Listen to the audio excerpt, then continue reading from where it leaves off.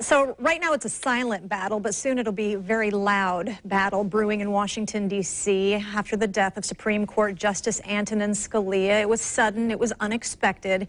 He was one of the most conservative members of the High Court, and now politicians in Washington are talking about who is going to be picking his replacement, who that replacement might be. Joining us this morning is Rod Sullivan, an expert on all things Constitution and law. Thanks for being here, Rod. Thank you, Stacey. Justice Scalia's death leaves a gaping hole in the Supreme Court. He was a big personality on the court. Huge. He was a fighter for conservative principles, and now many are saying it's going to be a kind of a balanced court going for.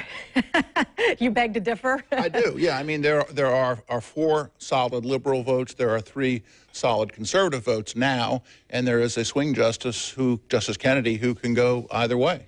So what does Justice Scalia's passing mean for the Supreme Court, and what did he contribute to the social fabric of American life? Well, first of all, he was probably the most accessible Supreme Court justice in our lifetimes. He sure was. And he wrote extensively, and he spoke extensively, and he had a very distinct philosophy called originalism, which he brought to the forefront and which he promoted, and therefore that's his major impact on the court. Explain what originalism is. Originalism is that you have to interpret the Constitution as the way the people who voted for it would have interpreted it. And those who wrote it. That's right. Correct? Those who wrote it. Well, you know, of course, first it was written and then it went to the states to pass. So you look at what their original intent was in writing this particular portion of the Constitution, and the Supreme Court should be faithful to that original intent. Okay, and he talked about that extensively. He wrote scathing opinions, scathing dissents to his fellow justices, who nonetheless, many of them loved him. Ruth Bader Ginsburg, who was philosophically opposed to him on many issues, was a staunch admirer of his. Look, I think there's only one justice who Justice Scalia had scathing opinions about, and that was Justice Stevens. And he would never say anything negative about Justice Stevens, but he wouldn't say anything at all. So he followed the edict, don't say anything nice. Exactly. Justice Scalia was a New Yorker. I mean, he had a big New York personality, maybe somewhat like Donald Trump, like Chris Christie. He spoke his mind, he didn't hold back, and he was very effusive. I mean, he was very, you know, when he talked, you knew where his passions lay.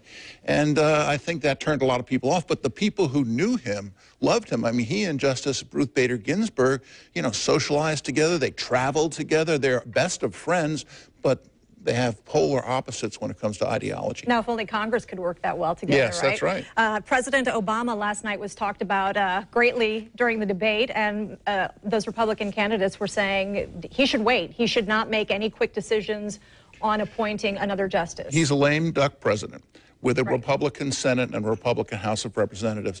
Anyone, if he wants to get a justice in, he needs to nominate a conservative to replace Justice Scalia. So if he wants to be accommodating to the nation and accommodating to the Senate, he'll appoint a conservative. Do I think he's going to do that? No, I don't think he's going to do that. Do you think that he'll get a justice put through before his term's over? I think I'd be shocked if he did.